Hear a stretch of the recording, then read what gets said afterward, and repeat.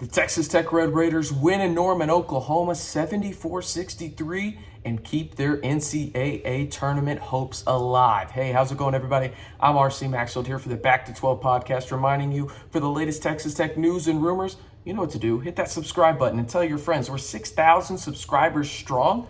6,000? Y'all are amazing. We appreciate each and every one of you. Be sure to tell your friends about it if they're Red Raider fans, and shoot, if they're not, tell them anyway. But Texas Tech is one of the hottest teams in the country right now as Mark Adams and crew win yet again their fourth consecutive Big 12 victory. And when you eat crow, man, I didn't know it was supposed to taste this good, but here I am eating all the crow. Mark Adams, shout out to you, man. You turned this around and then some, and shout out to the players too. But let's talk about this win real quick for Texas Tech as they do win 74-63 in Norman, get their fifth quad one win of the year, and they are led by Fardaws Aimaq and Jaylon Tyson, Swiss Army knife, Jaylon Tyson. That's got to be his nickname at this point. And I got to ask you guys this. Let me know in the comments if I'm crazy. If I would have told you before this game that De'Vion Harmon would only score 8 points and the Red Raiders would win, you'd probably think I'm crazy. But that's exactly what happened as the Texas Tech starters went absolutely bananas in this one, combining for 59 points if you're not named De'Vion Harmon, and then go ahead and add those on there as well. 67 of the 74 points for Texas Tech came from the starters tonight. Absolutely unreal performance from Fardaws, who had 19 and 10. He was sensational. Oklahoma had no answer. Jaylon Tyson was uber efficient once again, going 7 of 8 from the field. He had 8 rebounds. And this game looked like Texas Tech may have been trying to give it away a little bit, as they had 13 turnovers in the first half. But again, a major adjustment in the second half by the coaching staff allowed Texas Tech to go out and secure a victory, a much-needed victory. No, wrong. Not a much-needed victory, a must-have victory if they wanted to keep their NCAA tournament hopes alive. Because again, I've said it a couple times in the videos, and if you listen to me on my post-game Twitter spaces over on Twitter, be sure to follow me at RCNB323.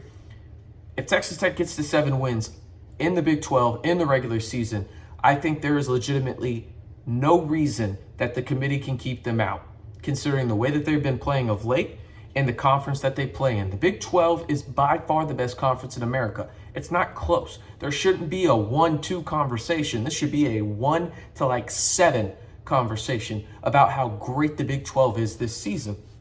And Texas Tech is arguably the hottest team in that conference right now, right? And now you need to beat TCU, maybe you beat Kansas and Lawrence, and you got to beat Oklahoma State at home, right? You got to get 2 of those 3.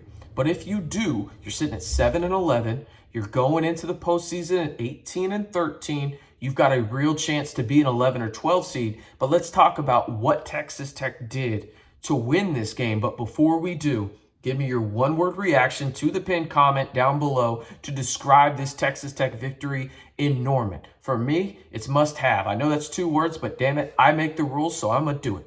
Okay, but let me know your one word down below.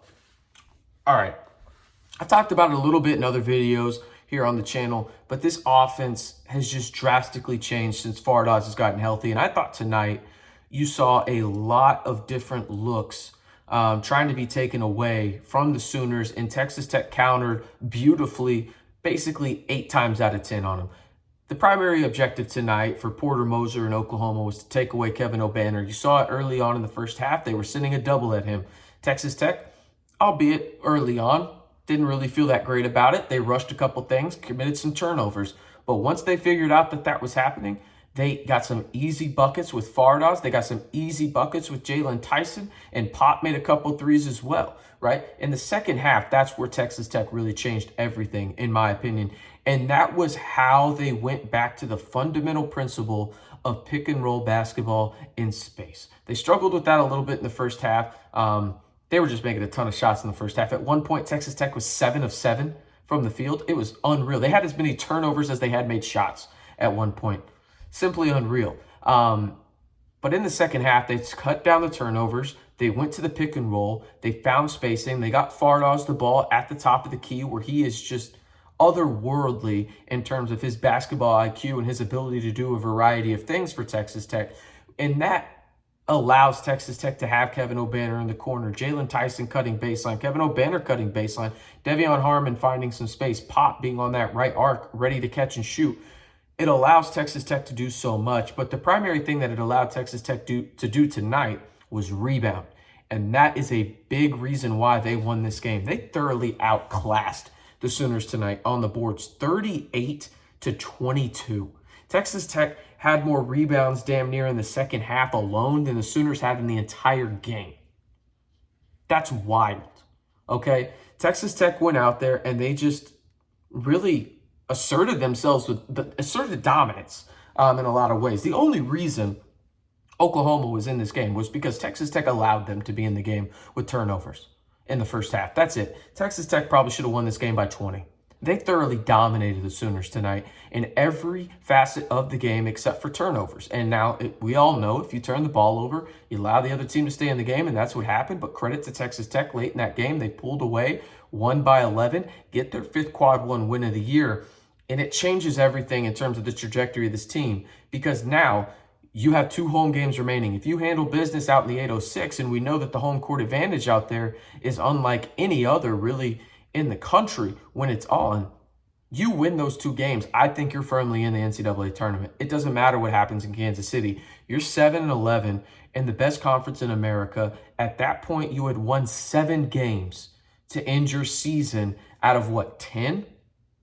You're unbelievable at that point. You're 7-3. You're the hottest team in the Big 12 right now, with Baylor losing a couple games. Truthfully, to me, this whole season changed when Texas Tech got healthy, and I mentioned it earlier in the video when I said I need to eat crow. I truly do, and I think tonight is a perfect example of why I need to. Texas Tech made multiple adjustments. They're healthy now, and I was told before the season started, you can go listen to the video on who I told you to look at for this team when it came to men's basketball this year. I said Fardaws was the guy that they wanted to run the offense through, and you notice the difference with this team, not only on the offensive end, but even the defensive end. When Fardaws is on the floor, this team is drastically different. He makes everybody around him better. And now I'm not trying to say that he's the only one that deserves all the credit because that's just not how this works. But his play and his skill set open up so many things for Texas Tech on both ends of the floor that it allows guys to fit in naturally to the roles that they were recruited to Texas Tech to be in.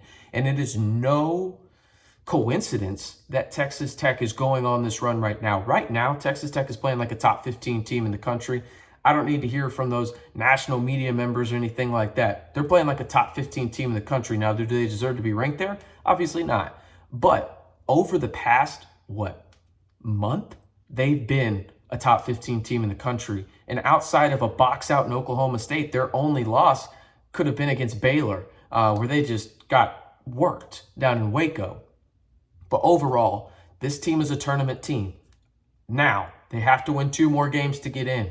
And if they do that, I can guarantee you this, ladies and gentlemen, in Red Raider Nation, nobody on God's green earth, and specifically in the NCAA tournament, wants to play the Red Raiders.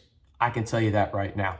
I'm RC Maxfield. One more time, Texas Tech wins 74-63 up in Norman to get their 5th Big 12 win of the year in the Quad 1 sector of things. And now they'll face off against the top 25 team at home and the TCU Horned Frogs on Saturday morning out in the 806. Again, if you haven't already, be sure to hit that subscribe button for the latest Texas Tech news and rumors as soon as they happen.